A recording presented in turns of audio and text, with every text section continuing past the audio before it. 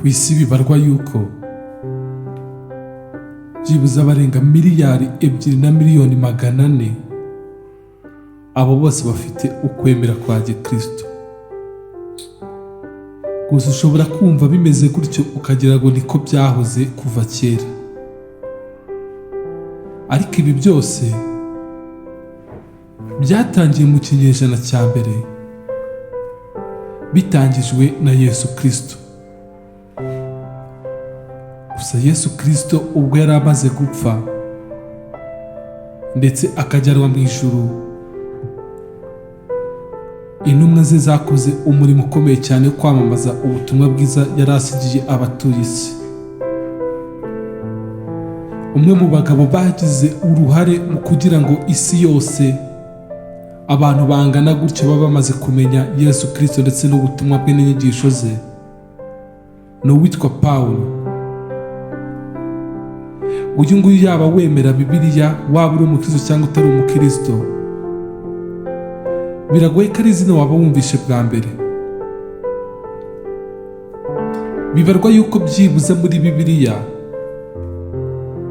mu bitabo 27 bigize isezerano rishya, uyu nguyu yihariye inzandiko 13 zose zimwitirirwa. Ariko se waba uzi amateka ye? Ubundi uyu Pawulo yari muntu ki? Mu kiganiro cyacu sobanukirwa uyu munsi tugiye kukubwira byinshi kuri uyu mugabo witwa Pawulo. Ngiye mugiye kubana muri iki kiganiro, nitwa Mugisha Siméon, na hii ni Evangeliser le Monde TV. Iki ni ikiganiro sobanukirwa. Sawuli wamenyekanye cyane nka Pawulo, uyu yanditse ibitabo byinshi muri Bibiliya. Mu isezerano rishya hafi yanditse ibitabo 14. Mu by'ukuri ni iki cyihariye kuri uyu mugabo wamenyekanye cyane kuruta abantu bose babayeho ku isi mu Bukristo usibye Yesu? Ubundi amazina ye bwite ni Sawuli w'i Taruso. Uyu Sawuli wamenyekanye cyane nka Pawulo bivugwa ko yavutse mu mwaka wa 4 mbere ya Kristo, avukira i Taruso y'i Kilikiya ho muri Aziya nto. Uyu munsi ni mu gihugu cya Turukiya. Taruso wari umujyi ukomeye mu burasirazuba bwa Kiliziya nk'uko tubisanga mu gitabo cy'ibyakozwe n'intumwa ibice 22 umurongo wa 3. Imwe mu mijyi ikomeye cyane yabaga mu ntara ya Siriya ni Damasiko na Antiyokiya. Iyi mijyi uko ari ibiri igaruka cyane mu nzandiko Pawulo yanditse cyangwa mu bitabo bimuvugwaho. Ako gace Pawulo yavukiyemo kari kamwe mu duce tugize intara y'Abaromani yitwaga Siriya.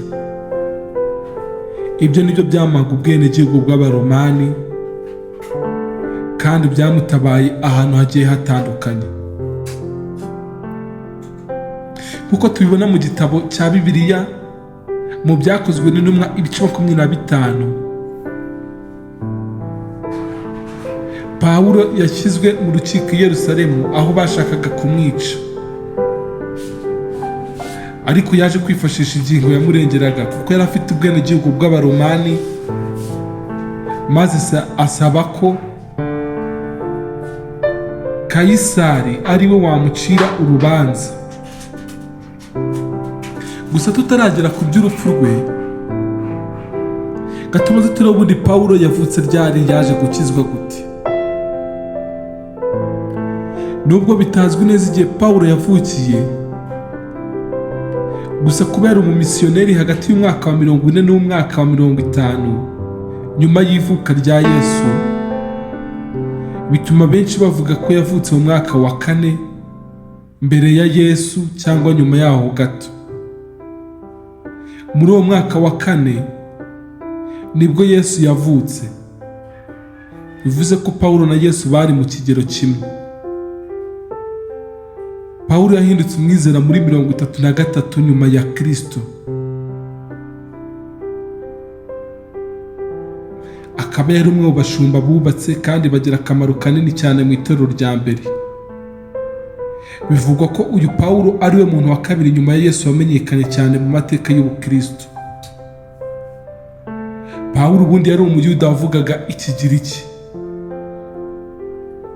Mu myaka ye y'ubuto yari yarize umurimo w'amaboko wo kuboha amahema. Uyu murimo usobanuye byinshi ku buryo yakozemo umurimo wo kuvuga ubutumwa ndetse nawo awukora, aho muri ubwo buzima yashoboraga kuba yafata ibikoresho bike akagenda agashinga inzu yo kubaha amahema ahantu runaka. Gusa ushobora kuba turi kuvuga uyu Pawulo imirimo yakoze mu Bukristo ukagira ngo yavutse ari umukristo. Reka da, uyu nguyu ahubwo yaranaburwanije cyane mbere y'uko ahinduka. Mbere y'uko Pawulo aba umukristo yahoze abarizwa mu ishyaka ry'abafarisayo.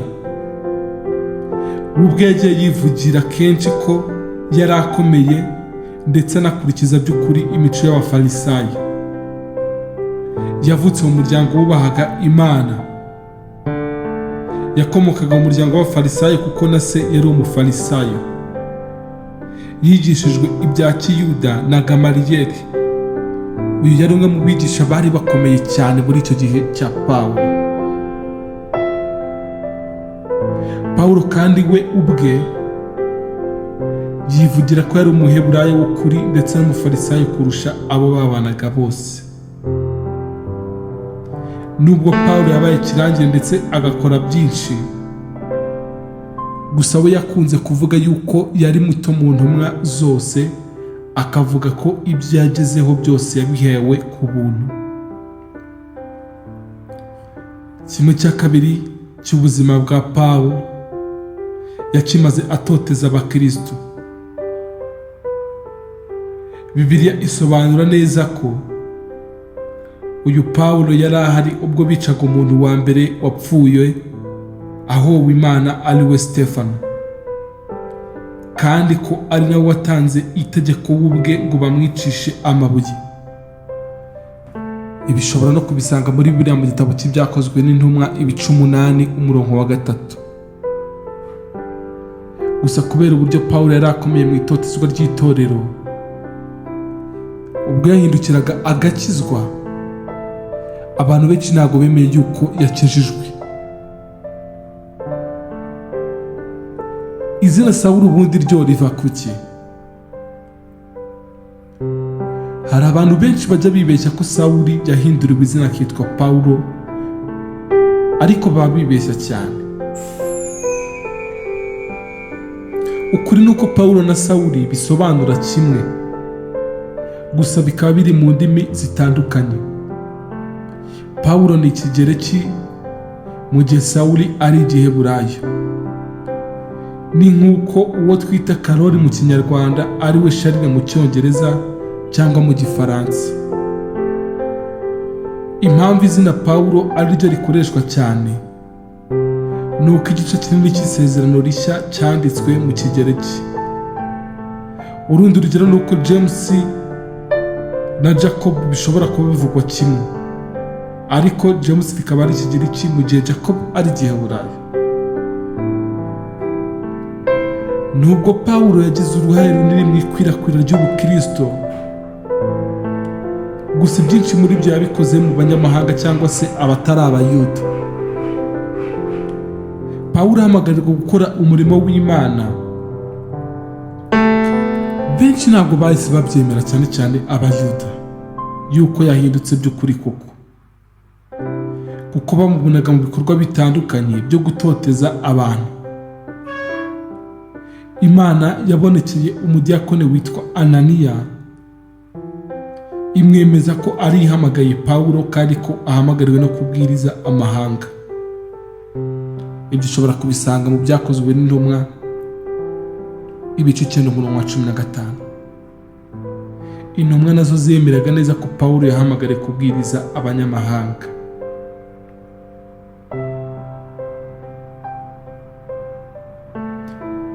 itorero rigitangira abenshi mu bari abayoboke baryo bari abayuda. Ibyo byatumye inyigisho zishingiye ku mategeko n'imigenzo bya Mose bikomeza guhabwa agaciro kanini cyane. Muri byo harimo umuhango wo gukebwa, ariko mu by'ukuri ubukristo bwari butandukanye cyane n'idini rya kiyuda. Abayuda cyangwa se abakristo b'i Yerusalemu babwiraga abanyamahanga ko gukizwa bagomba kubanza guhinduka abayuda kugira ngo babone kuba abanyetorero. Gusa Pawulo we yandikiye abanyamahanga inzandiko zitandukanye ababwira ko batagomba guhangayikishwa n'iyo mihango n'amategeko. Urugero naho Pawulo yandikiye abagalatiya ababwira ko badakwiye gukurikiza amategeko ya Mose ngo babone agakiza. Icyo gihe yavuze ko kwizera Yesu ari byo byonyine bitanga agakiza. Gusa ibyo byakomeje guteza impagarara mu itorero, aho byatumye Pawulo na Barinabasi bahura n'izindi ntumwa ngo bakemure icyo kibazo, kuko abayuda bari bakomeje guhata abanyamahanga gukebwa.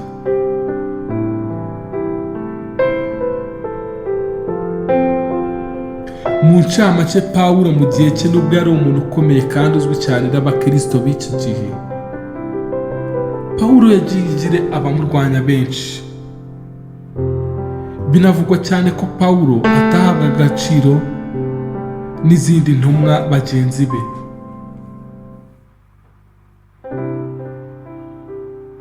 Nk'uko bagahaga Petero na Yakobo, aho ibi byatumye agerageza kurwana intambara nziza, ari nabyo byamushije kuba umuyobozi w'amatorero menshi yashinze, utinyitse kandi wubaswe n'abakristo.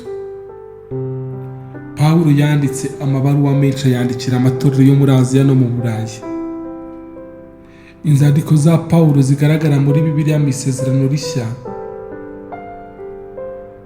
wavuga ko zagize uruhare runini cyane mu kumugira uwo ari we uko tumuzi ubu, nk'umuyobozi w'itorero wagize akamaro gakomeye cyane kuruta abandi bose babayeho n'abazabaho. Sinzi ko yaba abeshya.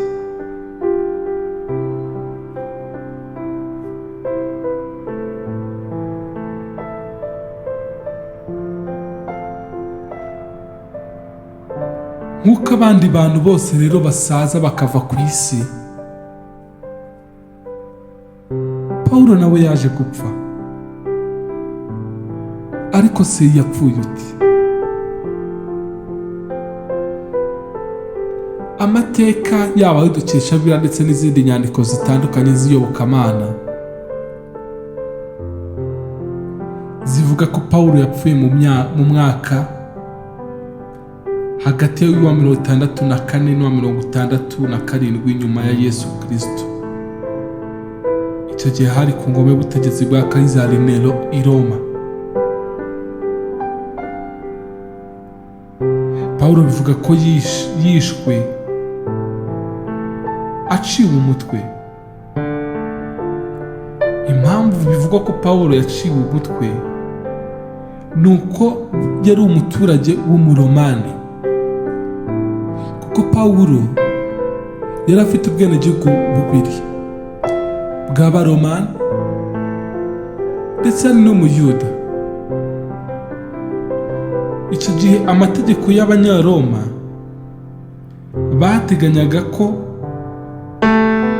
urupfu rwo kubamba abaturage babo rutemewe, kuko byafatwaga nk'urupfu rw'agasuzuguro cyane, kandi abaroma muri icyo gihe biyumvaga nk'ubwoko busumba abandi ku isi, bityo ko nta muromani ukwiye kwicwa abambwe.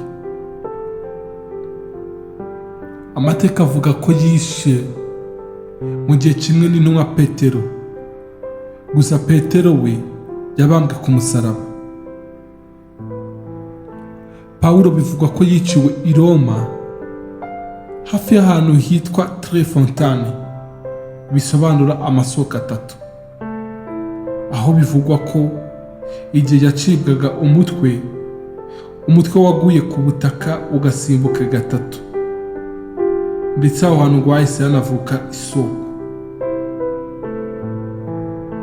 Ibyo byatumye aho hantu hitwa Bazilika ya Saint Paul ku nkingi eshatu, San Paolo alle Tre Fontane.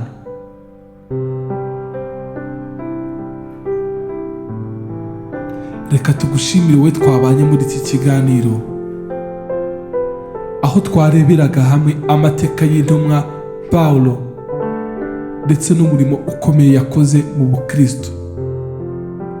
Mu kiganiro cyacu sobanukirwa tuzakugezaho n'amateka y'izindi ntumwa,